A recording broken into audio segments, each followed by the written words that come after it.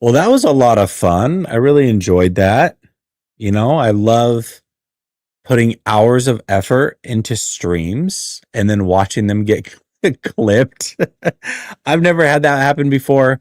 For those of you that are watching this and didn't see what happened earlier, we were trying to do a film review of Brandon Aiyuk. We were watching all 180 snaps that he was on the field for when a pass was thrown, and we were going to assess how bad was Brandon Aiyuk really in 2024. I will say we got through two games. Game one, not so good. Game two, actually, he was pretty wide open almost all game. And I imagine that the film will look pretty similar games 3 through 7. I'm going to have to go watch that on my own. In fact, I think this is going to force me to take the membership side of YouTube a little bit more seriously.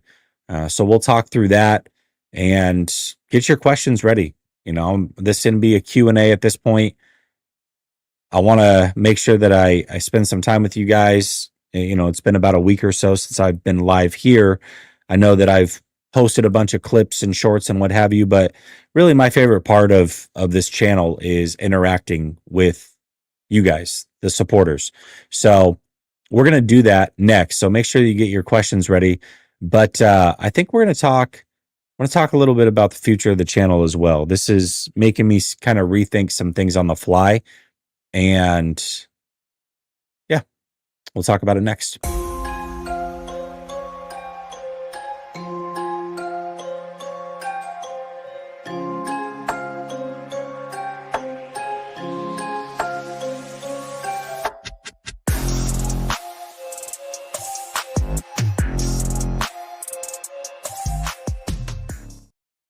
All right, welcome back to Last Second Sports, where we are giving you our take down to the last second. Deep breath, deep breath. For those of you that were, here for the first one, appreciate you coming back. It won't be as film filled, obviously. Man, I can't even watch regular all 22 anymore. And by the way, I don't blame YouTube. It's not a YouTube problem. It's the NFL. It's literally the NFL. They've got AI scraping these things nowadays. And, but it definitely changes some of what I do. All 22, it's not like the biggest thing on this channel, and I don't pretend to be some expert as we watch it.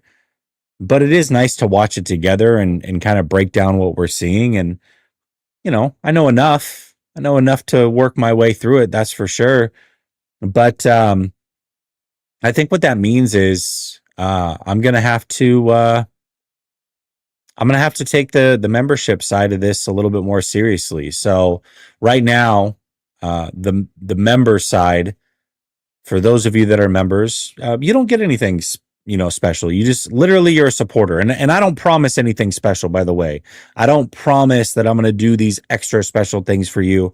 You just support out of the kindness of your heart. And then also the fact that, if you're going to super chat, you might as well be a member anyways, because you get one free super chat a month by becoming a member. So I think you pay like $2 or $3 a month. That covers one super chat a month that it'll give you every time you reach a member milestone, a monthly member milestone. And then you're just supporting the channel. But going forward, what I will probably end up doing here is through StreamYard, which is how I stream to you on YouTube and Twitter and everywhere simultaneously. I can do webinars where we can literally watch whatever we want together. So we can watch the all 22. We can do this type of stuff. And instead of getting clipped here on YouTube or getting a violation or getting my channel taken down altogether because of this, what I can do is just send a link out to the members and we'll watch all 22 during the year together. We'll watch all 22 together. We will do stuff like we were doing just a minute ago. So that's just the way that it's gonna have to be. And this is what a member super chat looks like. So Eric, keep me honest here, but you get one of these a month, right? Like you reached a member milestone. So it gives you one of these a month. So when you hit the 9-month mark, you'll get another one, I assume. Yeah, I know. You lost your you like you would I think your card switched or something, so it cut it off for a month and then you had to start up again. Appreciate you, Zach, by the way. Zach, by the way, so for those of you that are going that Thursday night game, 49ers and Rams, it is a go. I got confirmation it is a go. So we're good to go. That's the first one you've done, but you can do it once a month. I believe you get one of those a month, Eric. So yeah. Yep. Yep. So you might as well pay the $3 a month. You get one free super chat or one super chat as a part of it. And going forward during the season, when we do film review, it's going to have to be that way. Unfortunately, it's just the way that it has to be. I can't risk losing the channel to watch some film. So very few of you will be a part of, of those going forward. It sucks. I've never had that happen to a live stream where it gets clipped, but it is what it is. So that being said, we tried to watch Brandon Aiyuk film. The stream got clipped, and we're here. So question and answer time. You guys dropped your questions in the chat, and I will answer as many as possible. I will star them as we go. We'll get up to, maybe the first 20 or so questions. And then if we have more time, we'll do some more, but start dropping them in the chat now. It could be, anything 49ers related. I would assume most of it's going to be 49ers related, but, I'm willing to answer anything or at least give you the option to ask anything. Rick says, Jesse, good evening. Coming from Chicago, you are doing an excellent job giving the faithful what's going on with the players.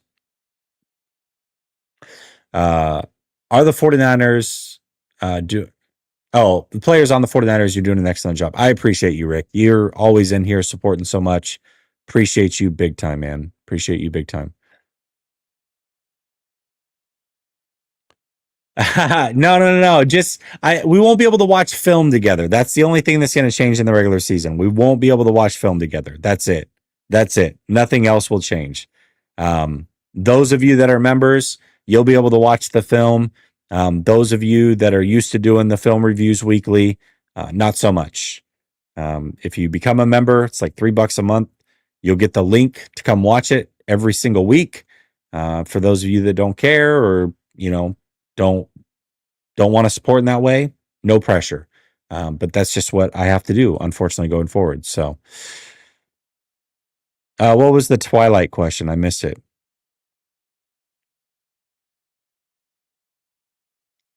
Do you think we went to the moon? No, I don't think we went to the moon. I don't. That's an interesting one. There's a lot of stuff that goes into that, but no, I don't think that I don't think they've landed on the moon. I don't think so. What was the Twilight question? Oh, I've never seen a Twilight. I don't know. I think werewolves are way cooler than vampires. So whichever one that one was, whoever the werewolf was, that's the one. That's the one that I appreciate. Dude, space, man, look at you. Ironic that I just answered a moon question and then space comes through and gives 10 memberships. Space, I appreciate you, man. That is awesome. That is awesome. So there's 10 of you that are going to get a free membership for a month. So you'll get that one super chat. And then if I do any impromptu, in fact, probably we'll end up rewatching this and doing it on a webinar. And I'll drop the link to all members. All members will get the link and we'll be able to watch it together. And Space is a Seahawks fan. That's crazy. That's crazy. Look at that. So a lot of you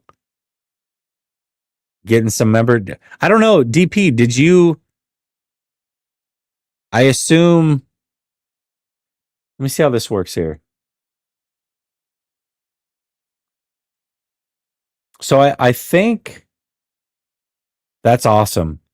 So I think DP just became a member on his own. I think he just became a member on his own. So I appreciate you, DP. And then 10 of you also got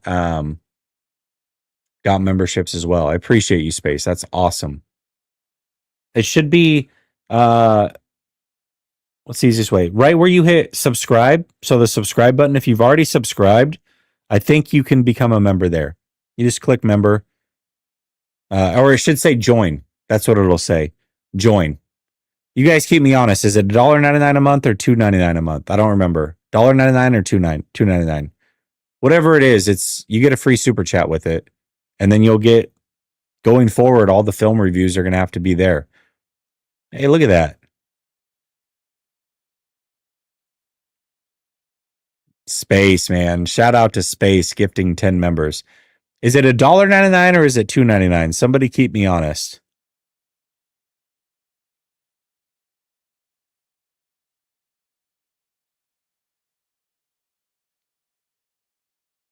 All right, calm down, Jim Ever. I hope you didn't get a membership. It's a dollar. Look, $1.99, like the minimal of the minimal. $1.99. You become a member.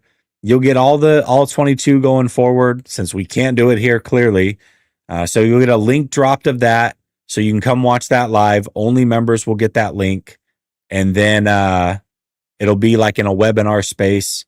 And then you get one super chat a month. Dude, for $1.99. If you ever thought about buying a super chat, don't do that. Just become a member. That's it.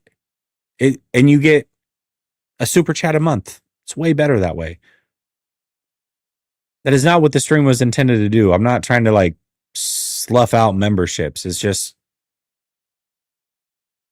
when we're trying to watch film and we can't because the NFL snipes it, it's like, what do? You know what I mean? Anyways, all right, question and answer time. Drop your questions in the chat. I appreciate all of you becoming members right now. There's a bunch of you. You guys are freaking awesome. I really appreciate that. That's super cool. Super cool. I love the support. Love the support.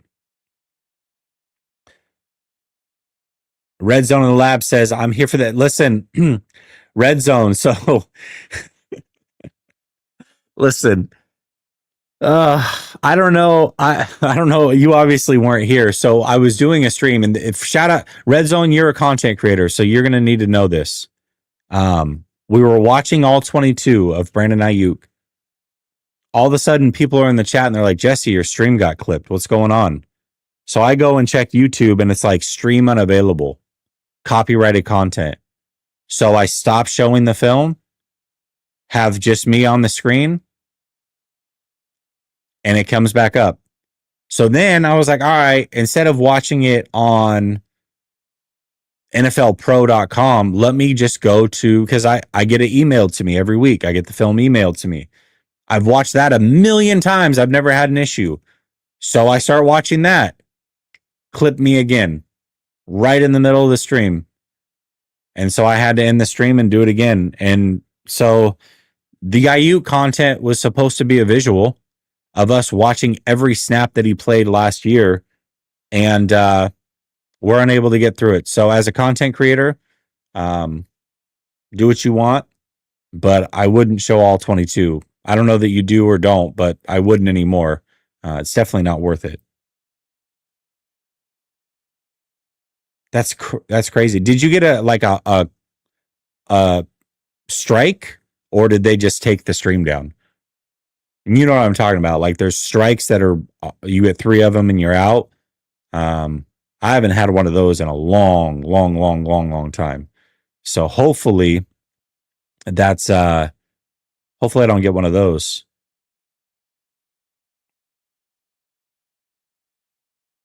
No, you're right, Eric. That's exactly what it is. It's AI. And again, it's not YouTube. I don't blame YouTube. It's the NFL. Just took it down, deleted the stream. Okay. That's fine. I can live with that. In a parallel universe where the 49ers and Jim Harbaugh didn't split up and Jim stuck around, do you think they would have made it back to the playoffs? Yeah. I mean, it might have taken another season or two, but I think he would have built it up. I think so, man.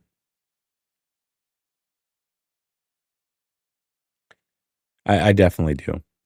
DP says, I've been following you since day one, but I just subscribed, Naylor, my guy, 199 membership. Thank you, man. I really appreciate you, DP. That's awesome of you. Really, really appreciate you. Um, and Naylor, like that's what all my like close friends call me. And when people call me Jesse, it's really weird. It's really, really weird. What's up, Rich? How you doing, man? Appreciate you. I appreciate you, Rich. I really appreciate you. Yeah, you know what's crazy about that is I was referencing the Jim Harbaugh era like a year ago, and my point was you don't know when it's going to end. We didn't know that COVID was going to happen.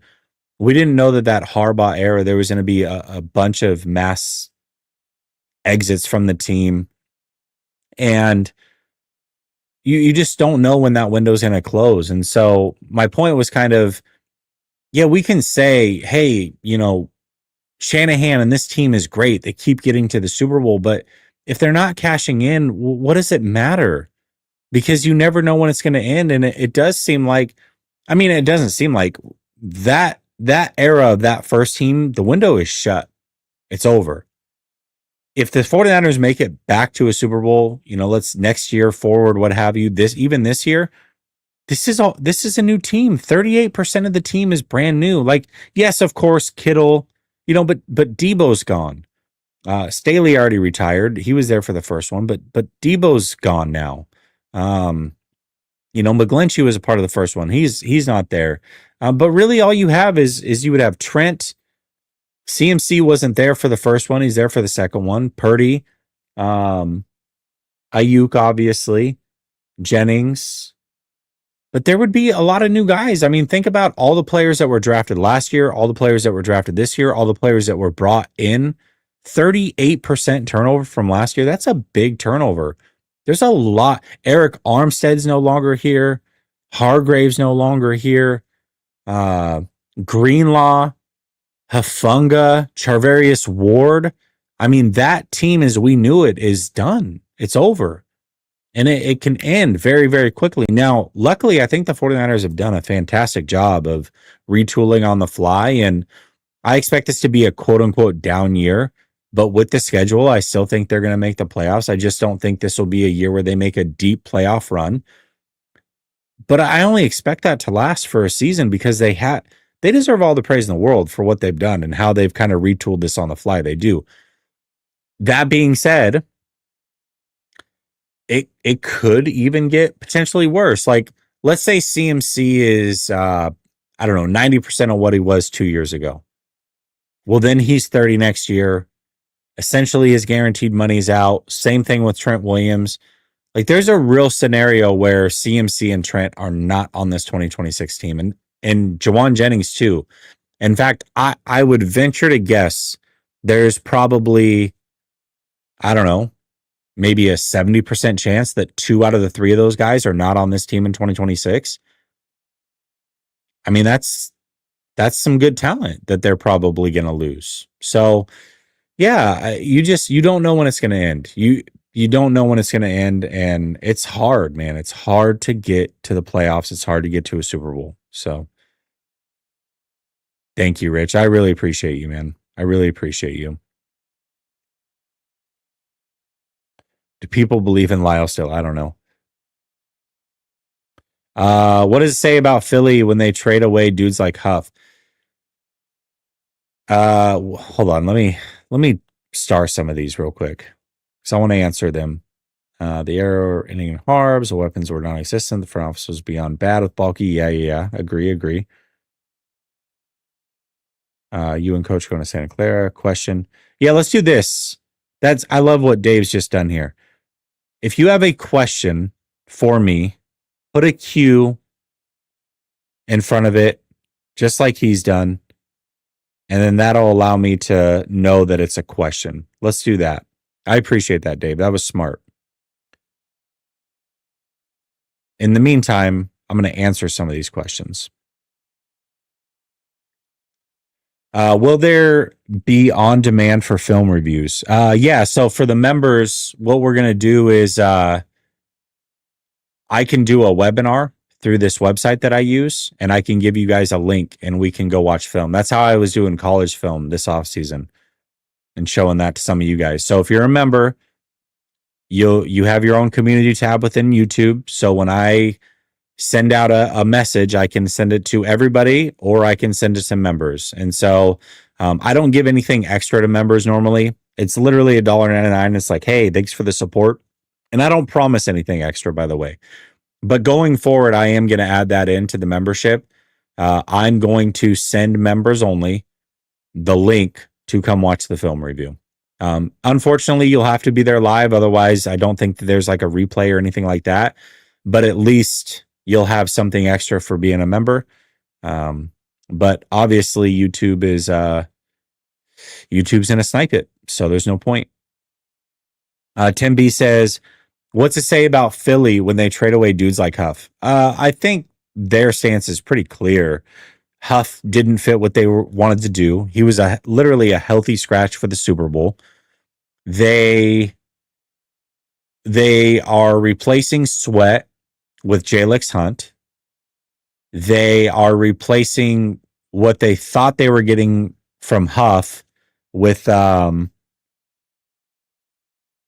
Ojulari from the Giants. I know a lot of people wanted him. So the Eagles are fine. They've got plenty of depth at that position. They don't need it. Huff doesn't fit what they're looking to do. And, I think the other thing with Huff, a lot of people are like, oh, this is it.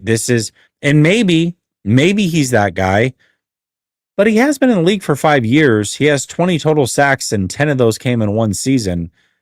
I know that there's more than sacks. I get it. There's pressures and all of that. But if we're just looking at the sack total to have 20 in 5 seasons and 10 of those came in one season. And let's not forget that he had 3 seasons with Saleh. And only one of those was a breakout right before a contract year. So, can he replicate that? Sure, he can. Would I bank on that? Probably not.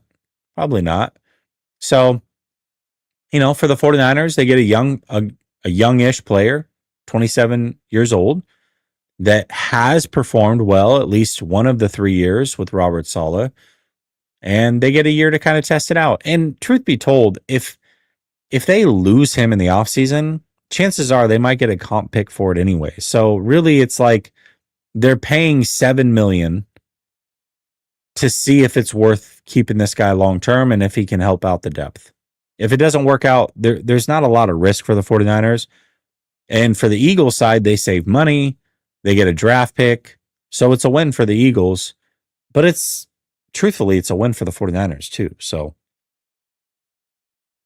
DP says, are you and Coach going to Santa Clara this summer to scout the team? If so, what are you looking for? Well, I've been there for 2 years in a row. Coach and I would love to.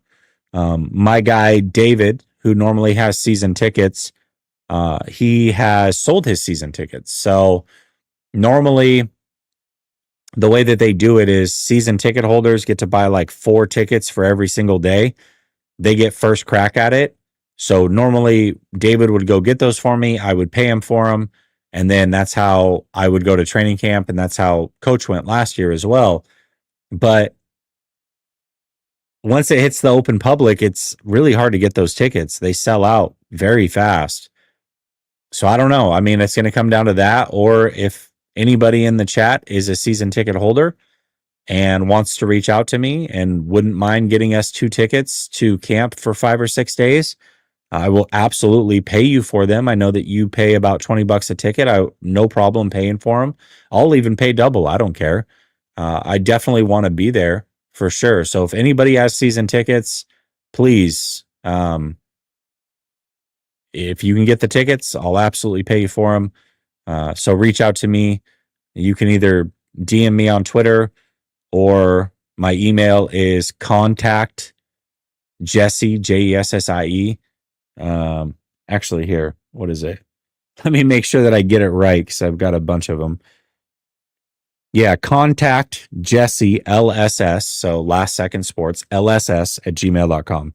So if you're a season ticket holder and you want to cop those for Coach and I, definitely give you a shout out on some streams. Appreciate you for that. We'll buy them from you, no problem. Like I said, I'll even pay you double. I think you pay $20 a ticket. I'll pay $40 a ticket. I don't care. I just want to be able to go. But yeah, if I am able to go DP, first thing I'm looking for is energy. A lot of people really, really hated the talk last year that Coach and I had when we said, guys, it's palpable. You truly can feel something is missing from this team. There's no juice. Something is off. And people thought that was fluff, or we're doing it for clicks, or whatever people think. You got other people out here telling you that this team is, oh, it's crazy. This might be the best 49er team in the Shanahan era. Multiple beat writers said that, by the way. And then one of them was arrogant enough to say, the 49ers are so good that they can treat this season like an NBA season, which is crazy because you only have 17 games. And what he meant by that was, oh, you can take games off. You can lose games. Who cares? You can sit players, just like they do in the NBA, because it's all about making it to the playoffs and going to a Super Bowl. It was clear from practice one, something was wrong with this team. And that carried through the season. Now, of course, injuries happen, what have you. But what's funny is after the Buffalo game, Kyle Shanahan admitted he knew in training camp this team wasn't as good. But he would never say that publicly. This team would never say that publicly. And that's why you have to take what players and coaches say with a grain of salt. You cannot look at it as gospel. I'm not saying that they're out here lying to you everything they say. That also is not true. But acting as if they don't have their best interests in mind, selling tickets, best interests in mind, trying to get their team amped up, the best interests in mind, pick up their teammates, being a good teammate. Like, that is what they care about. They don't care about you and I knowing the ins and outs of the team. So, number one, I'll be looking for energy. Is it different this year than it was last year? Because 2 years ago, I will tell you, when I was there, it was also very obvious this was one of the best teams in the football, bar none. I don't have to see other teams to know. There was a juice, and I'm not talking Kyle Juszczyk. There was some juice in those practices. Brandon Aiyuk was special, absolutely special 2 years ago. And the energy was so infectious every single day. You knew that team meant business and they went to a Super Bowl. Last year, you knew something is up. There's something wrong here. You could feel it. And there was. So what is the feeling at practice? What does that tell me? That's number one. And then I think, to me, the biggest story is these rookies. Like, we can talk CMC and Aiyuk or, whoever, these guys coming back from injury, but they're not the future. CMC's not here in 2 years. Trent likely not here in 2. Like, these guys, they're not the future. The future is, how are the second year guys doing and how are these rookies? I have to know. I have to know, because that is the future of this team. What's nice is we're past counting quarterback stats at practice. We know who the starter is.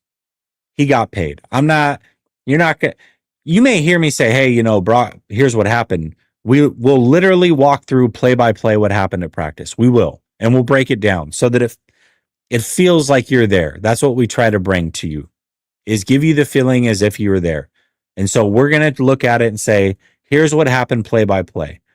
I will watch the ball. Coach watches the trenches, and then we'll bring it together. Play by play by play. What did we see? That will happen. But we're not going to be like, hey, Brock was 13 of 15 today with 2 touchdowns and an interception. Like that. We're not doing all that. But we want to bring you into what we're seeing. And then, what do these rookies and second year players look like? So that's what we look to bring at training camp. I think last year obviously was the first year that we did it together. It was nice having a second set of eyes because it does happen quickly. And unlike a game or all 22, there is no replay. You get one crack at it. So one person, it is impossible to know everything that happened on a play. Two people, it's impossible to let you know everything that happened on a play. But when you have one guy watching the trenches specifically and one guy watching the ball specifically, you can get a pretty good idea when you piecemeal things together how a play went, who looked good and who didn't. And so that's what we try to provide. So again, anybody that has season tickets and is willing to get tickets to camp for Coach and I will absolutely pay you. No problem with that. Hit my DMs or email me. Contact Jesse, JESSIELSS at gmail.com. I appreciate you. Good question, DP. Dave says, does this team pay for previous results? Yeah, I think so a little bit. It does feel that way. It does feel that way. Yeah. Yeah, I would say so. I think with Debo, they definitely did. With Trent and CMC, they definitely did. I don't think all the time. I think obviously Kittle and Warner, when they got their deals, I mean, smart. I think the way Brock's deal is structured is smart. So, I do think that they pay for future performance as well. But I think there are definitely instances that we can point to that are pretty clear where they're paying for past performance. Yeah, I think so. Avery, new member. Appreciate you, Avery. Thank you so much. Really appreciate you. All right, let me go through and star some of these questions. Again, if you have a question, put a Q in front of it, and I will do my best to answer it. Come on Friday is certainly asking a bunch of questions. Answer. Thanks, Snyder. I appreciate you. Niner gang. Okay. I got a few more from you. Appreciate you. Okay. Come on Friday's got 3 of them here. So let's go through these. Is BA losing his core fans? I really like BA, but what he's doing is really making him fade on my list to where I'm fine if they just cut him. It feels that way. It definitely feels that way. I know that Ryan seems out on him, and he's a big fan of BA. I'm still a fan of BA. BA was arguably my favorite player 2 years ago. I wouldn't say that anymore, but I still like BA. I still think BA is a good player or can be a good player. But yeah, I think, and I think that's what he's probably overlooking a little bit, by firing on people that are critical or what have you. Listen, there's truly people that just hate you and don't want to see you succeed. But there are people that look at your social media posts and try to put it together and are certainly turned off by it. So, yeah, I think that I do. I've seen it a lot. There are people that are not jumping off the bandwagon or the fandom, I should say. But there is certainly a big influx of people that I'm seeing say, I'm out. So, yeah, I think so. Follows up, it says, my biggest concern is Greasy not being in the quarterback room. Lombardi as a coach, I see a drop off there. Do you agree? That's interesting that you say that. I saw the interview today of Mick Lombardi from yesterday, and I actually tweeted out, I think Mick Lombardi would be fun to play for. He just came across really genuine, really candid. Now, that doesn't mean that he's a better coach than Greasy. I don't know. I mean, Greasy obviously has the experience of playing quarterback. That's a leg up. And I don't know what he's like in a quarterback room. I don't know what these quarterbacks thrive off of at all. But what I can say is outwardly, pretty smug, pretty quiet, didn't like the media. Mick's very different. He was asked a question that I think would offend somebody probably with a big ego. And I think it was Matt Barrows. It sounded like, I don't know. I don't know these guys' voices fully, but it sounded like Barrows asking the question of, you didn't play quarterback. So how do you get these guys to buy in? And he just so genuine and answering the question, and hey, good question, and you're right, that is tough, and here's why I think I get buy-in, or here's how I can continue to work on getting buy-in. Just really candid. Me personally, I would love to have somebody like that as my leader. So I don't know that there will be a drop off. I also think at this point, like, Brock's in, what are we, year 3, year 4 for Brock, year 4 for Brock. I mean, listen, Brock's been pretty lucky. A lot of these quarterbacks have, Baker Mayfield every year of his career has had a new offensive coordinator. Think about that. A new play caller every year that he's been in the NFL. How long has he been in the NFL? 8 years? Every year, new offensive coordinator. Justin Herbert, 4 offensive coordinators in 5 years, 3 head coaches in 5 years. So stability at the quarterback coach position, it could be a lot worse. It could be a lot worse. He'll be fine. Come on Friday says, if we look realistically, look at Brock's deal. Next 3 years, real number being 30 million average a year, not 53. Why does the media and content continue to say he has to live up to being worth 53 if that's not real? Because that's what's reported. Ultimately, what happens is this is a society that reads headlines and doesn't look into things. And that's why, if I'll give you an example. If I make a YouTube thumbnail and a title that says, I don't know, George Kittle sucks, and then it's like him crying on the thumbnail or something just real sensational. But in the video, I'm like, hey guys, just kidding. George Kittle doesn't suck. Got you to click. Anyways, this video is actually about how awesome George Kittle is. Let me give you the 10 reasons why George Kittle is so awesome. There will be thousands of people, and I'm small beans, right? So, imagine me and then multiply that times millions for people that get those kind of views. There will be thousands of people. And when I say thousands, I would say at least 10,000 people, whether it's YouTube, then it goes put on Twitter or IG or whatever. Minimum 10,000 comments that would be like, look at this clown. Oh, yeah, George Kittle sucks, huh? It's like, did you watch the video? No, dude. So that's just what society is now. So all they know is 5-year, 265 million, 53 million AAV, 7th highest paid quarterback. That's it. And so that's how he's going to be held accountable. And to be fair, all of these quarterback deals have something similar to it, where it's not necessarily 60 million AAV, 55 million AAV. But you're comparing what you know about Brock's contract to other contracts in AAV.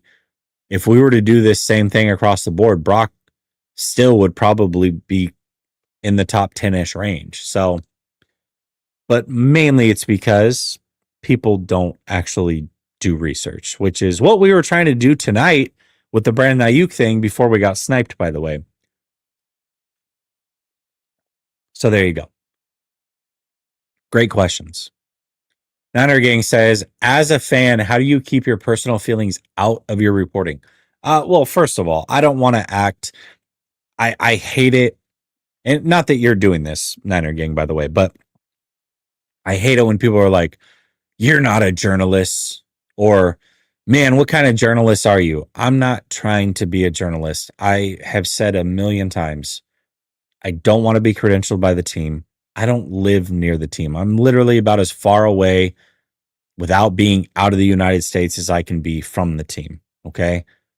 I also don't want to be handcuffed by having to mind my P's and Q's because the team is watching and then I'm worried about losing credentials. And so I have to tiptoe. I don't want any of that. I grew up a fan of the 49ers, love the 49ers. I have opinions on the 49ers. And so I opine. I don't report news. Now, sometimes like we'll get news or whatever, and I'll like, hey, the Brock Purdy got signed or so and so. But I'm not like breaking the news, or I'm not like in the building and or trying to pretend ever that I've got like any insight that you all don't have. Okay. I just pay attention to every little thing that comes out and then give my opinion on what I see with the team. That's it. I mean, yeah, maybe I go to training camp or I got, all 22 hookups or what have you that maybe you don't have. But like, I'm not any smarter or claim to be any smarter than anybody else. Um, but as far as like being biased, I, I would say in the beginning that was hard because you do kind of just like get into fan mode. Anybody who's watched, I've done a couple of the games live. Anybody who's watched what I react like when I'm watching these games, I react just like you do. Game's close, fourth quarter, final drive. I'm standing up, pacing in my living room or in my game room, what have you. I'm yelling at the TV when a bad call happens or a player makes a mistake. Like I get into the games. But once that game is over, I push that aside. I've got some notes that I've taken, and I've got to be honest about what I saw. Because at the very least, like I could be just a pure fan channel, and quite frankly, I would probably get more views than I do. But that's not realistic. And I fan very differently. When I watch the games, I'm one way. I'm all in. And that's my rule. If you're a fan, when the game is happening, you're rooting for the players that are on the field. But as soon as the game's over, all bets are off. If you're an optimistic fan, be that. If you're a pessimistic fan, be that.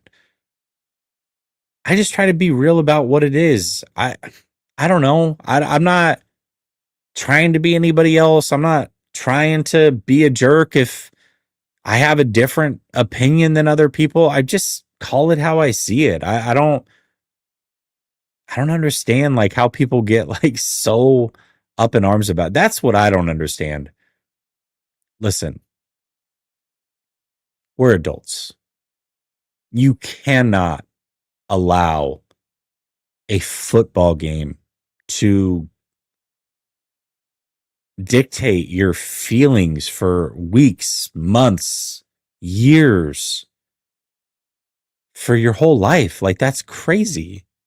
That's so football could be gone tomorrow. You'll still be hopefully breathing. We don't know who will be alive on Sunday. I get it, Shanahan, but you know what I mean? Like there's so much more than football. This is so minuscule, but gosh, people really protect these players and coaches. And I mean, they'll say the most vile things about you because you have an opinion that isn't positive about a team. It's like, dude, have kids. Do something in life that's like got some purpose. Like, can you contribute anything other than just this? I don't know. It's weird to me. It's so that's weird to me. I'll never understand that.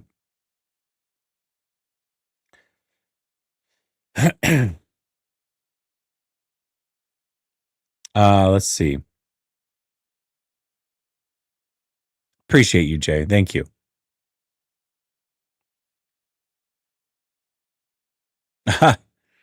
Yeah, you know what's interesting is I don't know. I'm gonna go again. If you have questions, put a Q in front of it, and then I'll go tag them and answer your questions.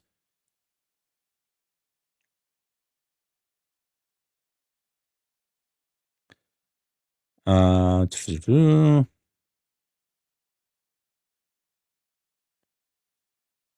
okay, I think I got a few more. Appreciate you. Mikey says Niner media is divided, and it's sad how it took one coach and quarterback to cause this. Hmm. You know, I think you might be onto something, but I have to be honest. I never really got into what the media said or who said what about the 49ers. It wasn't until like we were peers, not in the standpoint of I'm a journalist, they're a journalist. We are not peers in that way. Again, I don't try to be that. But those who create content on YouTube and then try to act like they don't, which is really weird, knowing that they make more money doing YouTube than they do covering the team and writing for the team or whatever they do, is bizarre too. But either way, I didn't I didn't know who these guys were. I didn't read their stuff. I don't none of it. I've always just had my own opinions and watch what I watch. So it wasn't before I started this channel that I really started to figure out like who's who, what do they talk about, what's their style. And you know, truth be told, a lot of it is I try to support everybody. I mean, I people will see me in chats all the time. And even people that I don't rock with, I still like if their stream comes up on my feed and they're live, I'll jump in, I'll hit like and I'll hop out. Just because I know that they're trying hard. You know what I mean? It's not easy to put your face on camera and have an opinion. Although a lot of people don't even have opinions. But that's another thing. But either way, you know, I try to support. So I don't know. I don't know if it was the quarterback or the coach. I've got to imagine. I've got to imagine when the Kaepernick Alex Smith thing was happening that there was a lot of divide. I've got to imagine that early on with Jimmy there was a lot of divide. So I don't know that it was a Purdy Shanahan thing necessarily. I think that maybe we're more hyper focused to it because there is so much content creation now. Really, it's like you go buy a white Toyota Tacoma. How many white Toyota Tacomas do you see on the street on a day-to-day basis? But once you buy one, oh my gosh. Or once you think of buying one, they're everywhere. And it's not that there's more on the road, it's that you're just hyper focused. You're more vigilant and recognizing it. So I don't know. I think or diligent. Whatever. Either way, you're just more aware of that vehicle. I think that's what's happened here. I think that there's just a lot of content and that people are more aware because of that content. So, and then there's different styles of content. There are people that are just full force, support the team, support the team, support the team. Then there are people that, I don't know, will tell you what they actually feel. And sometimes that's perceived as negative. And so when that happens, there's going to be a divide. I think, I don't know, I could be wrong. That's just how I see it. But maybe you've been involved more and you truly know that that is what caused it. Eric says, did you see my video where I argued that Purdy's contract is the worst in NFL history? Wait, a video? No. On YouTube? Dude? I'm gonna have to go check it out. I didn't know. I did not. I've got to see this video. Terry says, great to see Sala back, but I'm wondering what Gus Bradley will bring. Sounded a little boisterous yesterday, but I want to see him help develop some of the rookies.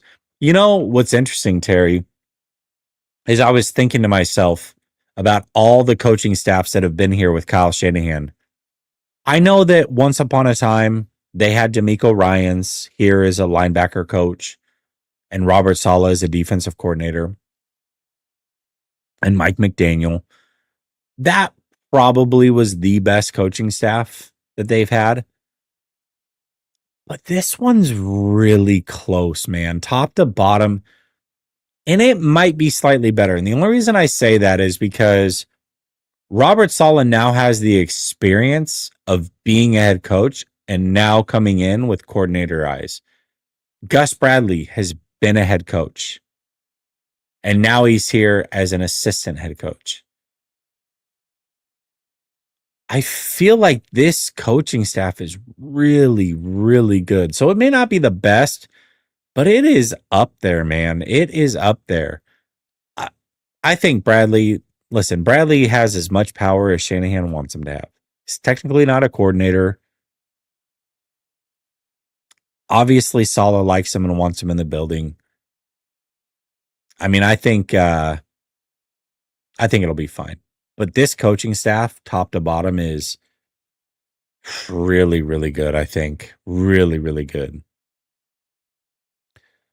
Lothar the Truth says, Jesse, I know it's early, but do you think Stout might be Saleh's K1 Williams blitzing from the slot? Yeah, well, that's what he saw. That's for sure. It's clear that's what he saw in Stout. And I think when you look at just how the pieces of the puzzle fit together, that's why more so than not, I do like the draft, because they got a bunch of guys at defensive line that at least year one are not going to be pure pass rushers. That's going to be a secondary skill that they learn. So how do you generate pressure? Well, you got three guys that are going to stop the run. So you get teams in third and long, and then you can send somebody extra and force teams to throw short of the sticks. So enter Nick Martin, enter Upton Stout. Those guys can blitz. They're good at blitzing. And so you can see how they fit around the pieces that they got earlier in the draft. So certainly, I don't know that he'll be as good as K1 Williams, but that's the vision. That is absolutely the vision. I don't know about that, Nate. I don't know about that.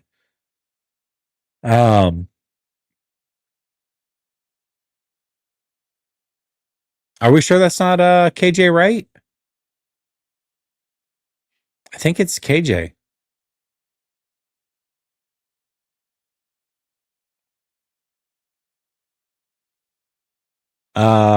Oh, Ryan. Okay, I'm gonna have to go watch it. Nice. I like it. Okay. Question. It's okay to have an opinion as long as it's my opinion. Fair. That's the way it actually is, you know? I really feel that. Because if it's not your opinion, then you're pretty much just an idiot, right? Okay, a couple more questions. I see the cues in there. Dave says, do you drive a white Toyota Tacoma? No, I don't drive a white Toyota Tacoma. That's funny. But I do drive a white truck. Dave says, Naylor, why are you so awesome? I don't know. I'm not narcissistic, so I appreciate that you think I'm awesome. Prophet says, realistically, are you locking down Grant if he lined up across from you as a receiver? I don't know. With my knees and ankles, I don't know that I'm locking up anybody, unfortunately. But I will say this. I would be shocked if the average person that watches my videos could beat me one on one in basketball or stop me from catching a football. There's not a lot. I'm not saying that I would just whoop everybody. That's not what I'm saying. But I would say of most of the average people that like talk, I'll say this, not that watch my videos, because you guys, I respect all you guys. I appreciate you. But those that talk ish on the internet, I would be shocked if many of those people could beat me at basketball or could lock me up. And I would be even more shocked if they could last with me if we were to spar. That's what I will say. Um, when I was younger, I'm obviously 41 now. I've had an ankle surgery. I need another one. I've had a knee surgery. I need another one. Um, I've played 20 years of flag football on field turf. So my lower extremities are shot.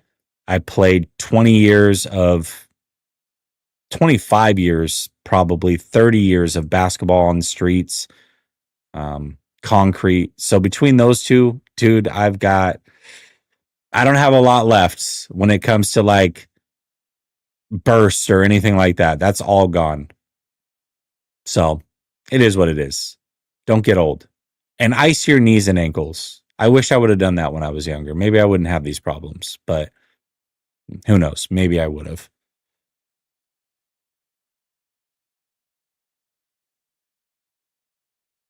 You're talking about when you're cheering? Yeah. For sure. Yeah. I'm not trying to listen. If you're young, like support the team. I listen. I'm not trying to be a jerk. I'm just saying for those that are like, oh my, like they take it personal when you say something they don't like about the team. Dude, go do something different. Impress me and like raise a human being or something. That's all I'm saying. Do something impressive with your life. That's positive also.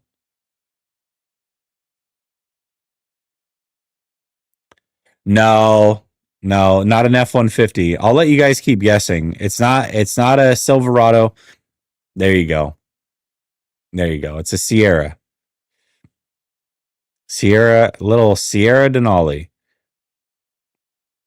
I feel like Kyle would trust us more. Yeah, mate, you might be right. Listen, Nate, you might be right. I have a feeling that KJ Wright, if that's the route that he wants to go, would be a good defensive coordinator. We'll see though. We'll see.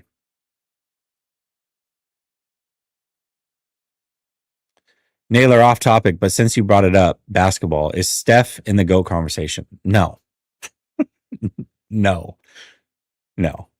Listen, he's awesome. He's awesome. Um, he's a really good player. I think he's closer to 10 than he is one though. So there you go.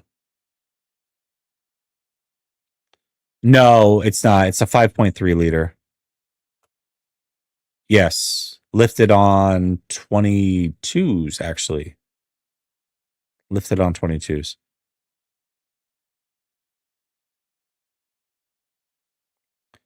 I want to see the Knicks hire McCarthy. 5-on-5 running football routes would be interesting. I'm confused by that one. I don't know. Yeah, that's nice. That's nice. I didn't really, like that's my thing. I don't really care about the engine. You know what I mean? It wasn't like a deal breaker for me. And I honestly wouldn't even care. I mean, they're like all-wheel drive, I think, but dude, I live in Florida. If it was a two-wheel drive, I wouldn't care. You know what I mean?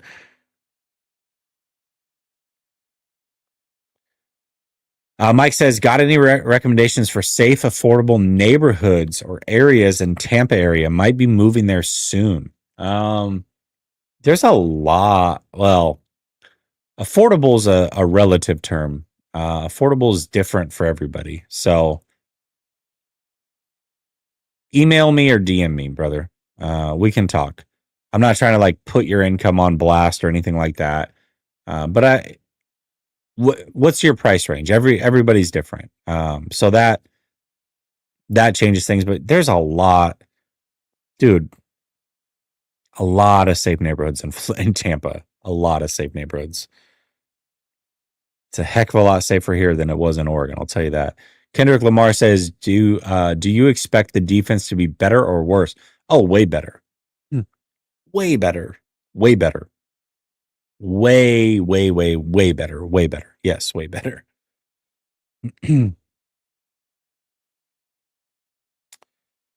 uh, oh, football plays on a b-ball cart. Yeah, yeah. Oh, Mike McDaniel. Is that what you was it McDaniel you said?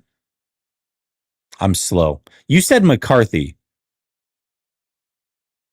You talking about Dallas head coach? McDaniel, I feel like would be more, you know what I mean? More of that line. Remember to put a Q in front of your questions. I see like you dropped a question, Michael. I'll tag that one. But put a Q in front of it so that I know for sure. Oh, yeah, yeah. Dave, listen, you need that Duramax then. If you're towing, yes. I don't tow anything. I put stuff in the bed of my truck, but I don't tow anything. I don't have a trailer or anything. Tim B says Grant says CMC is slow and DL says CMC is fast. Are we headed towards a Grant Cohn, David Lombardi throwdown podcast? No, I think you're in zero danger of that happening. I think there is zero chance that David would ever put himself in a scenario where he is challenged and has to have a real conversation with anybody.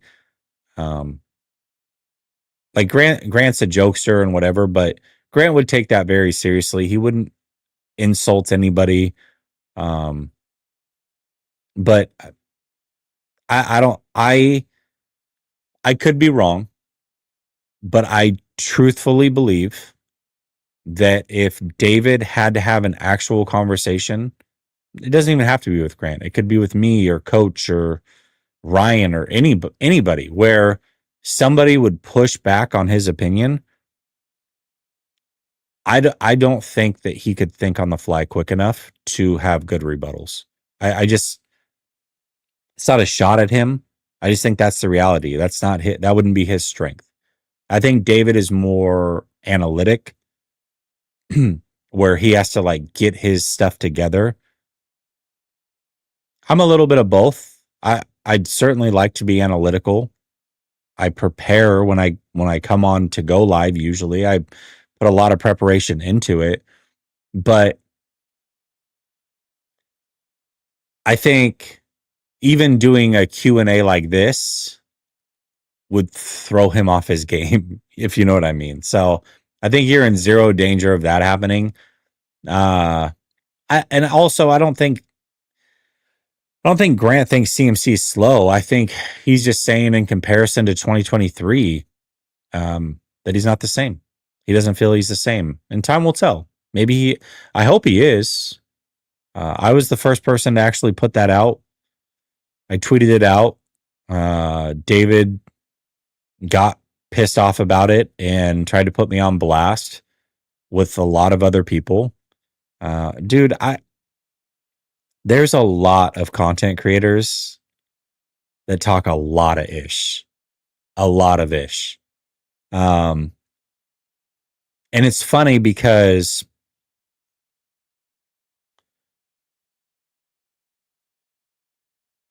instead of doing it like in a forum, a respectful forum where you could like DM somebody or whatever, they want to try to like dunk on you, which is fine. Most of them are smaller than me, so I get it. They're like trying to boost themselves by punking me, I guess. If that works, I don't know. There's bigger content creators than me, so I would probably like aim higher than me. But some people like make it their full-time job. There's 3 content creators I can think of that are quote unquote smaller in subs than me or views or whatever, that regularly talk trash about me. Like that's half their content is talking trash about me or other content creators. Like that's what they do. So it is what it is. But with David, like I would love to see him in that setting, but I don't think that's his strength. I don't think it'll happen ever. Could be wrong. Kendrick says, "Were you disappointed when the Jailblazers took Odin instead of Durant?" I wasn't. I actually wasn't. I'll tell you a crazy story about that. So it's about a week before the lottery, and I was telling my friend, I'm like, man, how crazy would it be if the Blazers won the lottery? It's like, there's no way. There's just no way it would happen. And then they did. They had to take Odin at that time. I mean, they had Brandon Roy, Nicholas Batum. I'm trying to think who else. Nicholas Batum was super young. Brandon Roy was budding into a superstar. Oh, LaMarcus Aldridge. And Greg Oden literally came off of a national championship against Florida with two NBA players, Al Horford. I think it was Horford and Joakim Noah, I'm pretty sure, were their bigs. He had a broken right wrist, I believe, in that game, and still dominated those two. Okay. Two guys that were going to get drafted in the NBA. One of them in Horford, who's had an amazing career, but dominated with his offhand and a broken right wrist. I mean, you had to take him. You had to take him. Now, obviously, I don't think we knew the medicals then. Maybe the Blazers, I would assume the Blazers didn't either, but if they did, that's a major mistake. They should have taken Durant. But in that moment, no, I was not upset at all. I was celebrating the fact that they got the number one pick and Greg. And what's even crazier is there's a stat out there. I think they played like 77 games together. Aldridge, Roy, Greg Oden. Like only 77 where they were all on the floor. And in those games, they were like 70-7 was their record. I forget the exact stat, but something along those lines. So if he could have stayed healthy, and Roy's knees were shot a couple years later themselves, but if he could have stayed healthy, those three together, oh my gosh, I can't even imagine. Michael says, you expect a big offseason free agent wise for next year or same as usual? They're going to have the money. They'll have the money. Plenty of it. So if the right free agents are out there, I think they are on a path now where they're going to be much more diligent about free agency. I think you're going to see them try to build this thing through the draft, sign the occasional free agent, maybe one big name guy every offseason type of thing. But maybe not even that. I think that they'll look for free agency to fill a couple spots, whatever. And then I think the 49ers have kind of proven that they prefer to pay homegrown talent. And I think that's the right way to go. They would prefer to hit on the draft, pay homegrown talent, and then use free agency to kind of get the extra little pieces. That's usually how you sustain success. So they would prefer to do that. The problem is, and the reason they've spent in free agency the way that they have, is because they haven't exactly hit in those draft picks. When you trade Buckner and you get Kinlaw, and that doesn't work out, you have to go get a Hargrave. If Kinlaw worked out, Hargrave would have never been on this roster. It would have never happened. So, yeah, I mean, somebody like Charvarius Ward, every other year, sure. Maybe you can go make that type of signing. Awesome signing, by the way, but that's not the preference. So I think really what's going to dictate that, Michael, is how good the rookies are this year and the second year players are. I'll tell you, if for some reason, and Watkins sounds awesome in camp, by the way, at least from what I'm hearing, sounds like Watkins is sounding really good. But let's say he doesn't work out, Pearsall doesn't work out, and Cowing doesn't work out. None of them work out. I think there's a real possibility that they could spend pretty big in free agency on a receiver if one of those guys is available. But that would mean something bad happened and that their draft picks didn't work out. So, biggest upgrade this offseason, coaching staff or new roster? Coaching staff. Certainly the coaching staff. I think the roster is more, you're doing something today that your future self is going to thank you for. The roster is going to be better down the road because of the moves they made. But listen, Upton Stout is not better year one than Charvarius Ward. Right? Siegel is not better year one than Hufanga. Right? Greenlaw isn't, if Greenlaw's here, he's starting over Nick Martin. You know what I mean? So they're not going to be necessarily better this year, top to bottom. The hope is that they're healthy and that they grow and they flourish. That's what they need. But the upgrade is the coaching staff for sure. For sure. For this year, it's the coaching staff. It's really, really good. Really good. Let's see.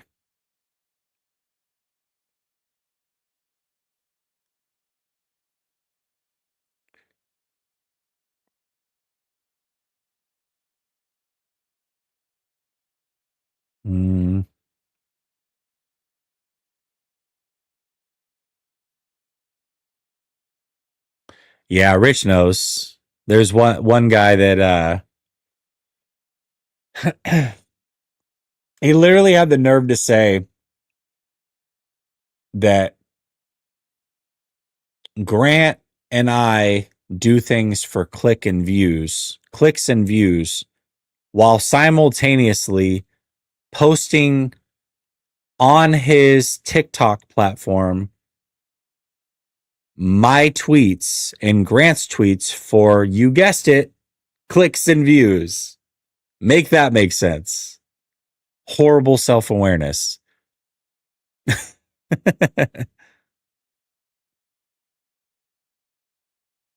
Remember the first channel where we share the Lions? Yeah, Fosse, you're right. You're right, brother. Here we go. Got some questions coming through. I see them.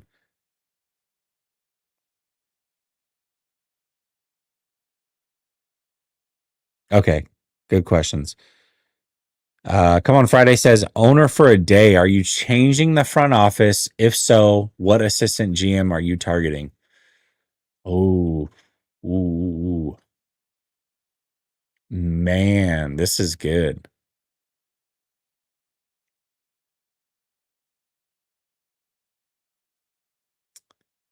I would keep John Lynch around. First of all, I'd have to know the vibe. Is it truly awesome between John Lynch and Shanahan? And let's assume that it is, that nobody's lying there. Then I would like to keep John Lynch around as, I don't know, president of the team or so, whatever role I can make to keep him there. But it would have to be somebody from the Eagles. It would have to be somebody from the Eagles. So let's look that up real quick.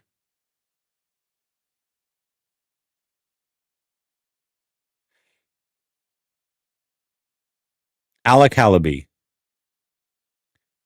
He's been in the role since 2022. After serving as the team's vice president of football operations and strategy for 6 seasons, Hallaby's responsibilities include player evaluation, roster management, and resource allocation. There you go. Alec Hallaby. That's your guy. King says, what's the contract breakdown for Bryce Huff? It's about 7.7 million, I believe, this year for the 49ers. Next year, I think it's like 17.1 million. But I don't believe there's anything guaranteed for him there.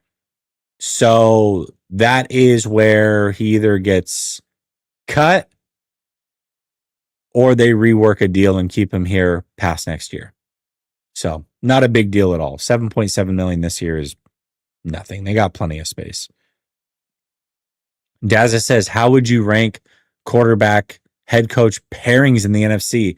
You did ask this question, and I did say that I would go through it. All right. I got time. Quarterback head coach pairings.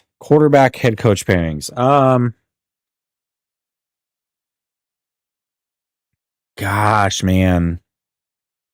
This is so tough.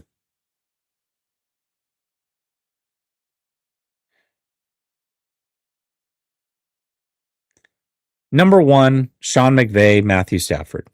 That's number one. So the Rams.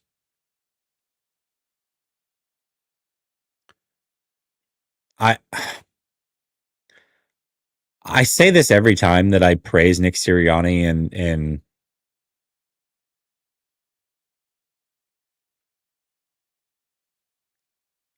I just Jalen Hurts and Nick Sirianni are not my cup of tea. They're not what I prefer at head coach or quarterback. But gosh damn it, man. 2 Super Bowls and winning one, they have to be there. So they're number 2. Oh, I hate to even say that, but they're number 2. They are. It's only fair. It's still too early for me on Jaden Daniels. I don't know what to do with him. I would put Shanahan and Purdy above LaFleur and Love, both of them individually. So obviously together, I would put them above them. I think Dan Campbell's good, but it's too early to say he's better than Shanahan by any means. I think Goff is slightly better than Purdy, but not necessarily like better from a skill standpoint. Just he's proven it longer. He's been consistent longer. So I would put Purdy and Shanahan above Campbell and Goff.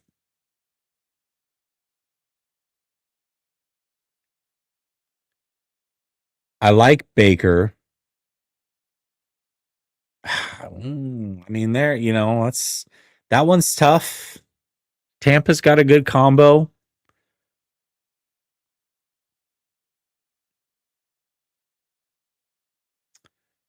Um, I would say the 49ers are probably third, I guess. I don't like there's not the elite quarterback, like if I would I'll put it this way. If they were in the AFC, give me the Chiefs pairing, give me the Bills pairing, give me the Ravens pairing, give me the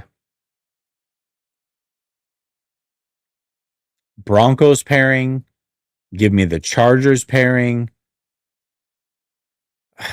And the problem is, and the Bengals is tough because it's like Burrow is so much better than Purdy, but Kyle's so much better than their head coach is slipping my mind right now. But so that's almost like a wash because of that. But they'd be like 6th in the AFC probably for me.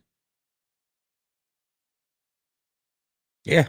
So the NFC is just not as good, near as good as the AFC. It's just not. It's not. So 6th, 5th to 7th, probably in the AFC, I guess, to be fair.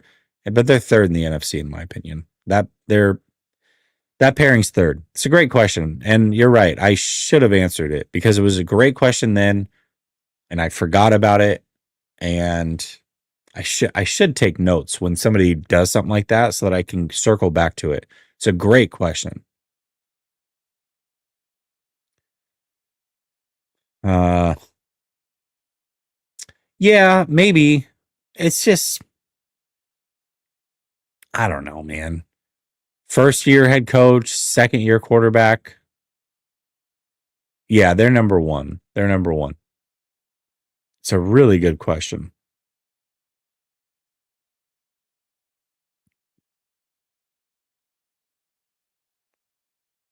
Any other cues in the chat? Any other cues in the chat? Yeah, maybe. But I mean, is McDermott is the defensive Kyle Shanahan. Like he's Kyle Shanahan, but on defense. Poor game management and close games. Tightens up in the playoffs when they get late in the playoffs or against the Chiefs specifically, I should say maybe. He just is a defensive guy. Like the difference between McDermott and Shanahan is not Zach Taylor, thanks Dave. Is one coach's offense, one coach's defense. That's it.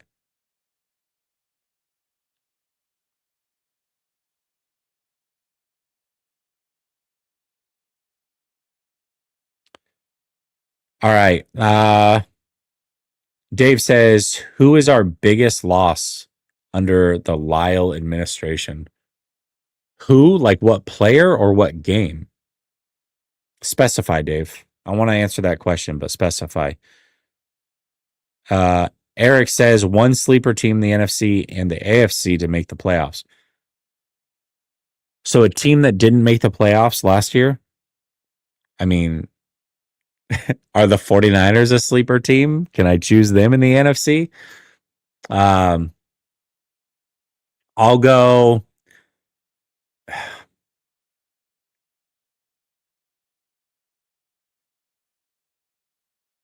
So a team that didn't make it last year. I'll go Chicago. And I will go. Denver is my sleeper team because they got knocked out in the first round, but they're my sleeper team to potentially go to the Super Bowl. That's a good team over there. Well coached as well. It all comes down to what Knicks looks like in year two. But a sleeper team to make the playoffs. I'm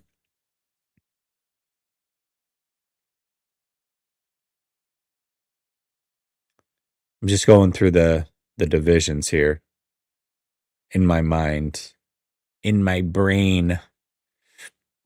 And it has to be a team that didn't make it. Okay, I can't go Bengals and I can't go 49ers. Those, I feel like that's like cheating. That's the easy route. So I will go Bears and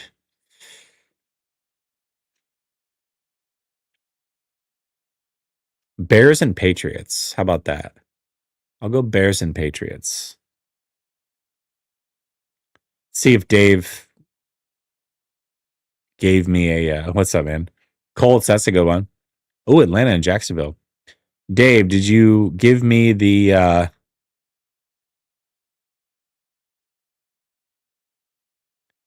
not game we lost? What player did we lose that was Buckner. Buckner easy. Buckner easy. Yes. Great question. SF Bay Drummer says, if you were the GM, would you have traded Purdy and drafted Shador Sanders in the third or fourth round pick? Oh man. I mean, okay, here's what's tough about that. Is all of that is hindsight. Nobody knew how far Shador was going to fall. Nobody knew that. So that, you know what I mean? It's like, because if you're trading Purdy, you're trading him for like a second round pick, I would imagine. So it's like you're trading Purdy and then you're probably drafting Shador if that's who you like or whoever it is. You don't get the benefit of saying, well, he fell to the fifth round. You could have had him there or fourth round or whatever. Now, in hindsight, would I have done that deal? Knowing what Purdy got paid, I will say it definitely makes it tougher. It really does because Purdy's not getting paid a lot of money. He's just not. Cap wise, he's not. He's not going to hurt the team. He's really not. I will say no. I'll say no. I think that might surprise some people. I genuinely do think Shador can come in and do a lot of what Brock does. I do.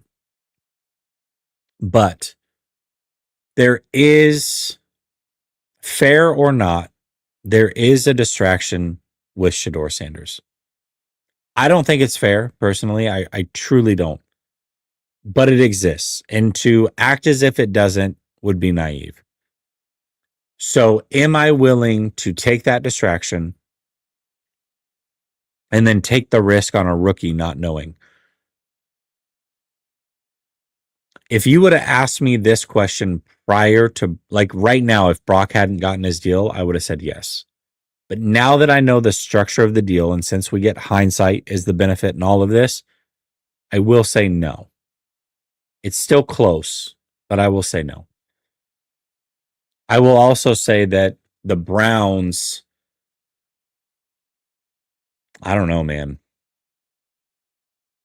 I don't know who's like the trustworthy guy for the Browns, but those beat reporters sure seem to be saying a lot of really good things about Shador, and that doesn't surprise me. I think the casual person that knew about Shador, knew of him, knew of the situation, doesn't know what type of quarterback Shador actually is, and should understand that in a Shanahan system, that would be his best fit. So, the Smitty says, Jesse, do you like the Broncos QB head coach before the Chargers? Really? No, no, no, no, no, no. I may have said it before. I was just throwing out. I wasn't trying to do like a particular order by any means. I was just trying to think of combos off the top of my head. No, no, no, no, no, no, no, no. I like the Chargers head coach quarterback combo more than I like the Broncos. Yes. I may have said it out of order though, but I was just trying to like think of the combos over there. Alan, appreciate you. Thank you so much. Thank you so much. So, for those of you that weren't here in the beginning of the stream, I'll re-say this again. We had another stream where we were trying to watch the Brandon Aiyuk All 22. YouTube sniped the stream and said it was copyright claim. They took the stream down. And so I made an announcement saying, hey, the membership, which I've always had, is only $1.99. It's there to support, nothing more. I don't promise anything with it. With the membership, you get badges next to your name, you get custom emojis, but you also get one super chat a month for $1.99. It's a pretty good deal. I don't really push the membership a ton, but I'm going to start pushing it more. And the reason is it's becoming clear that I'm not going to be able to watch all 22 on YouTube anymore. I just won't be able to do it. So what I will be doing is for anybody who's a member of the channel, whenever I go to watch all 22, which is more in season than out of season, I don't want to pretend like you're going to get this every month in the off season because you're not. But when I do that, I'm going to drop a link that will go to YouTube members only in the community tab of the YouTube channel. And that link will bring you to a live broadcast of a webinar of us being able to watch the film. So, but it will be for members only, and it will be for only those that can make it live. So I imagine there's only about maybe 120 members of this channel. I'm assuming that hopefully it'll grow a little bit, but you know, those film reviews are probably going to have 8 to 10 people in them. So very, very intimate, uh, personal review versus what YouTube is normally.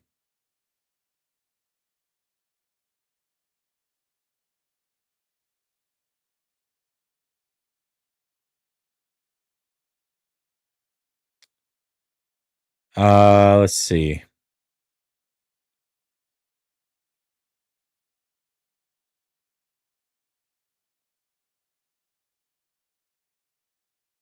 Oh, I like this. I'll get this one here in a second.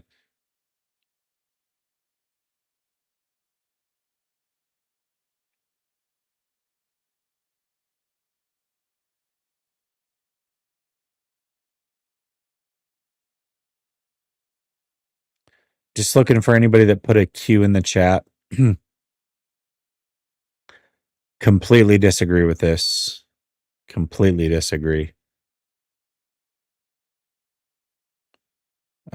Q.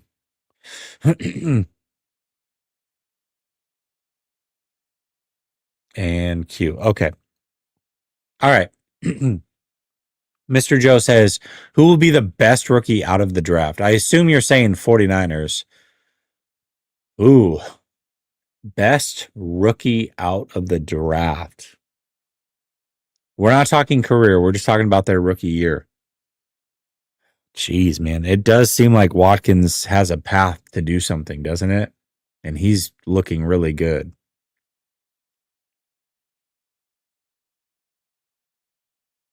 Hmm.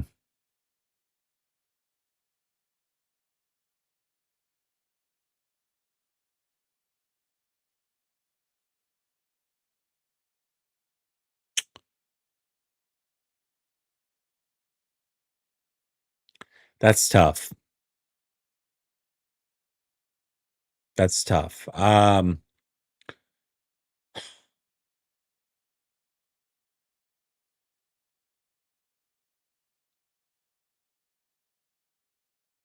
go CJ West. I don't want to go with Mike Hill just because that's like the first round pick. I feel like that's easy. Jordan Watkins right now is getting a lot of buzz, but I don't know when the season starts, if everybody's healthy, what his path is to get onto the field. So I will go CJ West. Does Mordecai have a shot or is he battling the new kid? Uh first of all, the new kid has a name. It's Maple Missile. Get it straight. All right. Uh Curtis Rourke. He had a torn ACL that he played on all of last year. So I don't know if he's going to be ready to go. But eventually Mordecai is battling the new kid, Maple Missile. I feel like with a nickname like that, you can't go wrong. I will say I went back and I watched a few of his games, all 22 in college, and then I went and did the same with Mordecai. Rourke is a much better prospect. Now, that doesn't mean he's going to be a better player in the NFL. That's not what I'm saying. But as a prospect, Rourke's a much better prospect than Mordecai was. So that'll be a battle once it happens. King Bomber says, how would you have felt if Seattle hired Jim Harbaugh last year? I know Brandon wanted him. That would have been a lot of fun. That would have been a lot of fun. I think you guys got a good one in McDonald, though. I really do. I think that was a great hire. But I would have welcomed it. I think it would have been a lot of fun. I would have enjoyed that, actually. Dev says, why do we take so many risks on injured players? I think it just depends on the injury. You know, there's a difference. Long-term injury, short-term injury, injury prone. How many injuries are you getting versus there's a lot that goes into it. I think it's okay to take quote unquote risks. If you get a player like, for example, Alfred Collins, not injury prone, not a major injury. You know, he's got a calf thing going on. Now, obviously, if you don't monitor it, it could become serious. I get that. But you can take a risk like that. You're okay. Now, if it's like, hey, he's torn his ACL and then an Achilles, you probably don't want to take that risk. Or he's got degenerative knees, you probably don't want to take that risk.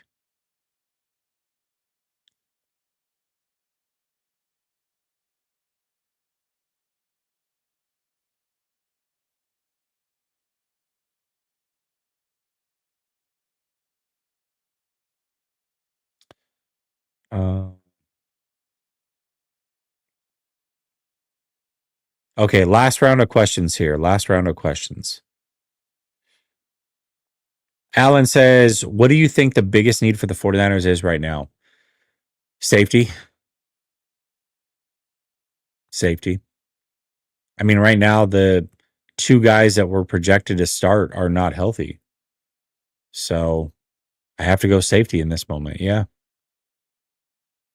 They've got other holes that they need to fill. Long term, it's definitely offensive line, but in this moment, I'd have to go safety. Good question. The Smitty says, I feel like Stout is going to be a DB that's always in the right place at the right time for tip interceptions this season. Yeah, maybe.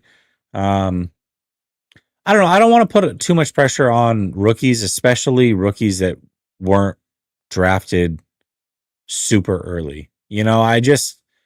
It's tough, man. It's tough to make the transition. It really is. I think Stout can be a good player for sure. And I hope that you're right. It's a lot of expectations, but you might be right. Eric says, if you could only listen to one band for the rest of your life, what band would it be? And why do I think it's Smash Mouth? That's funny. Is it Smash Mouth?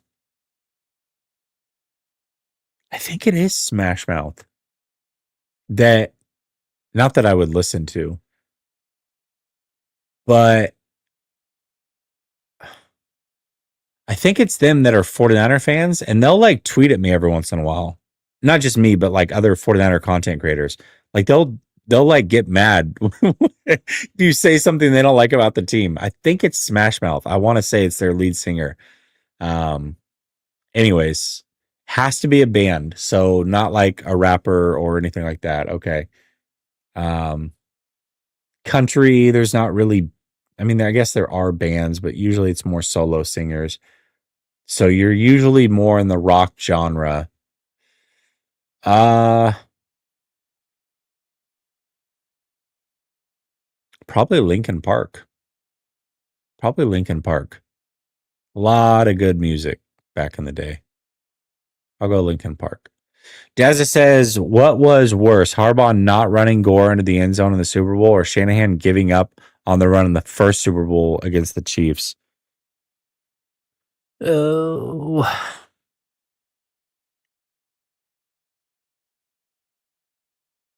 gosh. He gave up on the run in the second Super Bowl versus the Chiefs, too. Why are we counting that one? Gosh.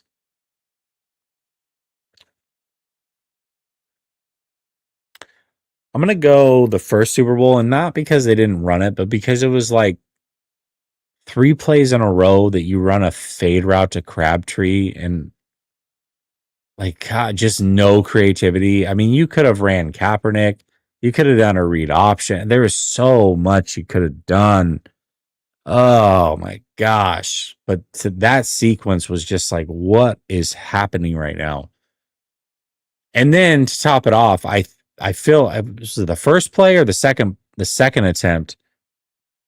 I feel like Crabtree, it was PI big time, and they didn't get the call. So frustrating. But I'll go with that. SFA drummer, if you were the owner, would you move the team office and stadium up to San Francisco instead of yes. Yes, yes, yes. I don't have like the ties to the Bay Area, like personally. But I will say the game experience in Santa Clara is not awesome. It's so mediocre. You're literally in a business district. There's nothing around you but like it's not a well located stadium at all. So yes. Alan Robbins says, Jess, what do you think the biggest need for the Niners? I think I answered that one first. I did. I think I did. Smashing Pumpkins. Nice. Sublime. Okay. I was never a big Sublime fan. Thanks, Rich. I appreciate you.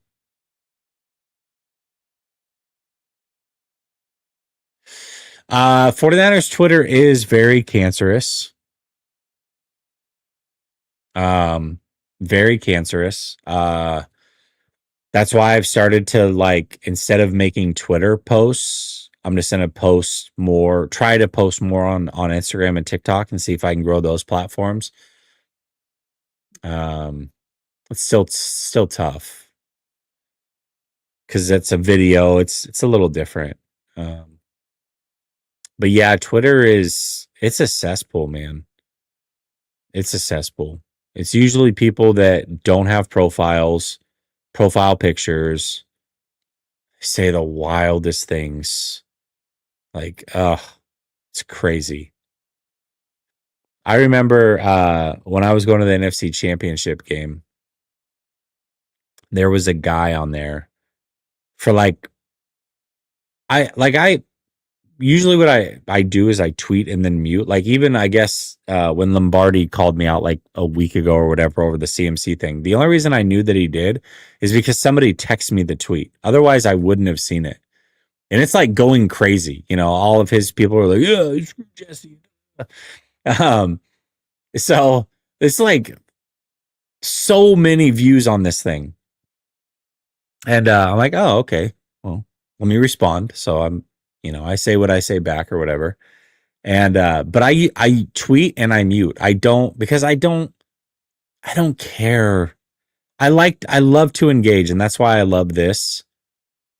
It's more of a controlled environment where we can have a conversation. And also it's very different reading something versus hearing tonality, facial expressions, right? Like it's very, very different. But I remember the whole point of this story was to tell you about the lead up to the NFC Championship. Anyways, this guy I had muted on Twitter, and all of a sudden, like he started like beating the mute where I started seeing his tweets. And this dude was not just like, "Hey, I hate your opinions." It was like, I'm gonna catch you at the game and put hands on you. So I'm like, all right, that's interesting. So I don't respond. And initially I don't respond because like whatever, I don't care. Whatever. Say what you're gonna say. Either do it or if you're gonna do it, then do it. Like, let's see how that plays out for you. But then I realized I went through his timeline and it's like 90% of his stuff is like vile. Like I post a picture of like my wife and I one time, and he's like talking trash about my wife, who, listen, you say what you want. My wife is extremely good looking. Right? Like that is not debatable. It's factual. Like that there's not a red-blooded male on the face of this earth that would look at her and be like, you didn't outkick your coverage. 100%, it's not debatable. She's very attractive. Okay. But he would like say, oh, your wife, blah, blah, blah, blah, blah, like just vile stuff. And so I started going through his stuff and the amount of times he had threatened me. And so finally he goes, don't let this guy in the stadium. If we see him, we jump him and run him out of the stadium or whatever. And I was like, but I'll be at the NFC Championship game. Like, do what you got to do. Of course, nothing happened. I knew it wouldn't. But that the whole point of that story is to tell you Twitter is a cesspool. Period. it just is an absolute cesspool. Who do I have winning this weekend? I honestly, I'll get this is a good question too. The Smitty, who do you have winning? Man, I'm gonna go with O'Malley, and here's why. First of all, he's completely changed his life around. I don't know if you paid attention. He's not partying. He's not doing any of that. He's more of a homebody. I think he's got his mind in the right spot. The lead up to this fight, the way he's taking it, is very reminiscent to McGregor Diaz 2, where you look at his training camp, he's simulating a fight every time he goes to spar. So he does a walkout to the octagon with his music playing. They're pumping in crowd noise, and he's sparring body types and athletic types to Marab. So he's coming in fully prepared. I will say the hip injury he had last time, I don't put a lot of stock in that. You fought with it. It is what it is. But Marab's not going to finish O'Malley. He's just not. Can he get away for 25 minutes from O'Malley a second time? I'm going to say no. And even if he does, that first fight was pretty close. I had it 3-2 Marab. O'Malley finds a way to get it done. I think O'Malley wins this time around. I do. Who's the guy on Twitter? I honestly, I couldn't even tell you what his Twitter tag was. I don't even know. I think so too, Justin. I think so too. Yeah, over football takes. Yes. Over football takes. Crazy. Favorite movie of all time. Oh my gosh. Jeez. I You can't even give me a genre? Like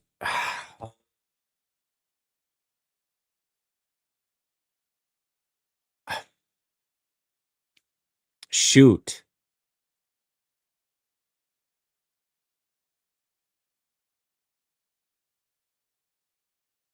Man, oh my gosh. Geez, there's so many movies. First of all, I'm not the biggest movie buff. I don't watch a lot of movies. Obviously, in my life, I've seen a ton. I love stupid comedies. I, I don't know. I like to laugh at stupid comedies. Um, so I'd be tempted to put something like that in there, but I probably something more of substance. Gosh, Shawshank Redemption, Tombstone, I mean, dumb comedy, Zoolander, Office Space. Oh gosh. I don't know. There's a lot. There's just too many to choose from. Those are some of my favorites though. Hey, Shawshank. Dope. That's dope. That's what I said. Yeah, yeah, nice. Given the cast on the D line, do you think Salah's runs more stunts being the versatility that seems I'm to be online? I think what you're saying is it seems like there's a lot of versatility with this defensive line. So does he get creative? Yeah, I do think so. I think when I look specifically at CJ West and um and Williams paired together, I think those two guys just watch because they both ran a lot of stunts in college, not a lot, but enough to where you could see it on film that they're good at it. And CJ West is good at taking on the double team. And Michael Williams is super quick about looping around when that happens. So if CJ West is your guy who crashes and takes up a double team, and Michael Williams is the guy coming around, looping around, yeah, absolutely. I'm not like gonna sit here and act like it's the Smith brothers or anything, but I think that tandem could do some really cool things there. So yes.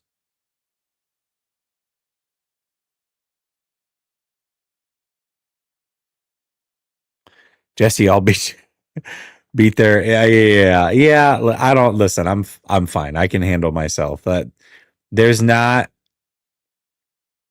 That's one thing about me. Is I'm not going to act like I'm the toughest guy in the world by any means. But I'm well trained, and there's not many people that will get my heart rate going if they were to threaten me face to face. Let's put it that way. It would take somebody very serious to put any fear into my heart. I'm okay. I appreciate that though. Oh, look at that. Okay. We got some good ones in there. You guys like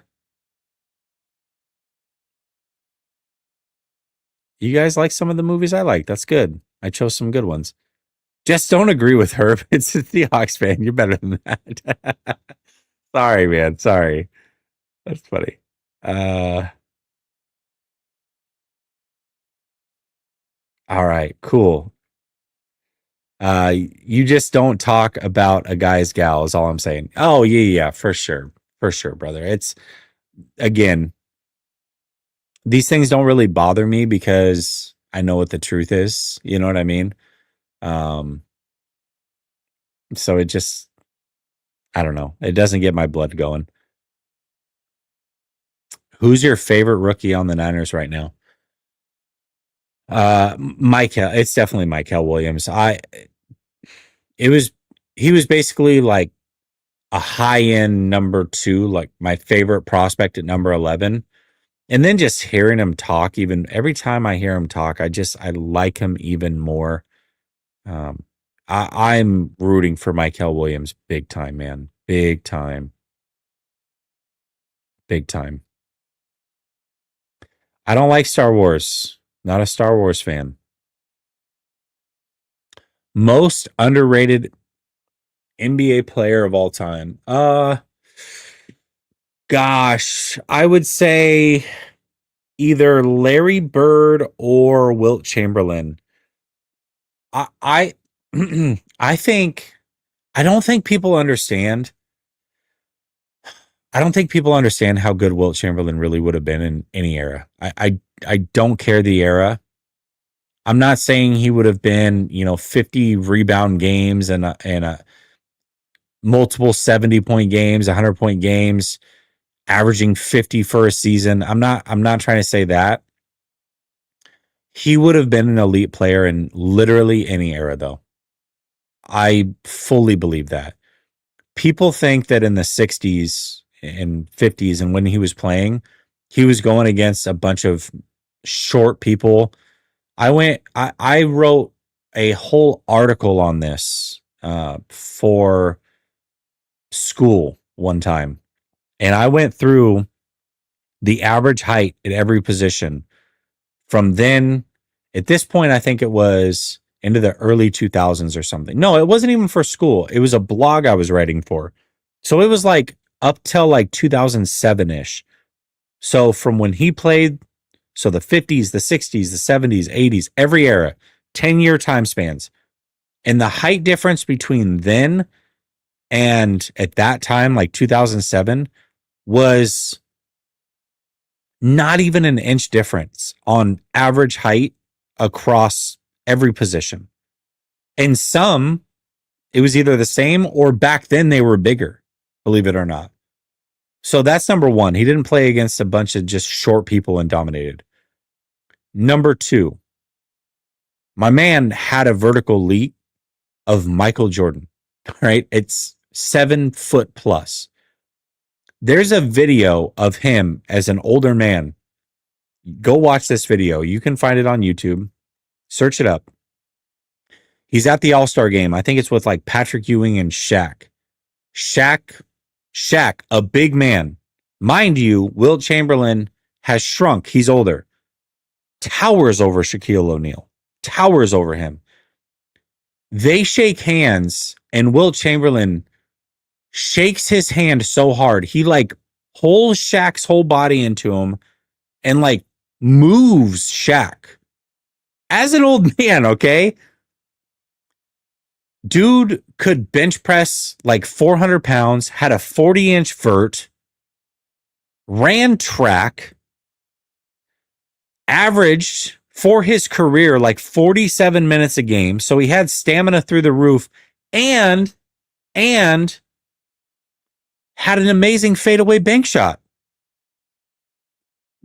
Like Tim Duncan style.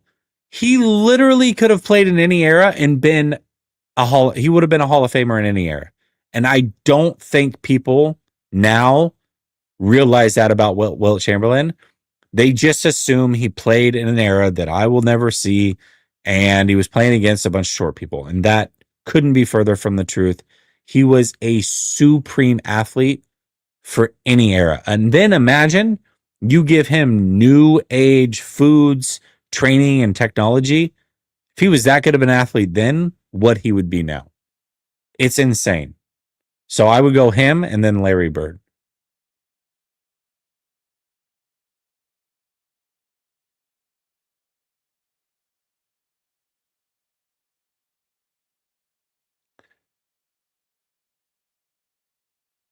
Uh, I know. I just got off on a basketball tangent, didn't we? Bobby J. Oh, Mike Bibby's my favorite non-Blazer of all time. Mike Bibby's my favorite non-Blazer of all time. I love Mike Bibby. Him and Steve Nash. Love, love, love them, man. They were amazing basketball players. I like Tracy McGrady too. Got that one. Okay, who wins the West? Good one to end on. The Rams. I think the Rams will win the West. 49ers make the playoffs. They finish second in the West. All right, y'all. Oh, I'm not answering that, Dave. You're funny. Steve Young. Absolutely Steve Young. Not close. I could throw a football. I've said this 1,000 times on stream. I'll say it again. I can throw a football 30 yards, nice spiral, accurately left-handed because Steve Young was left-handed. And I learned to throw that way because he was my hero growing up. So there you go. All right, y'all. Much love. Have a blessed night. I'll talk to you later. Peace.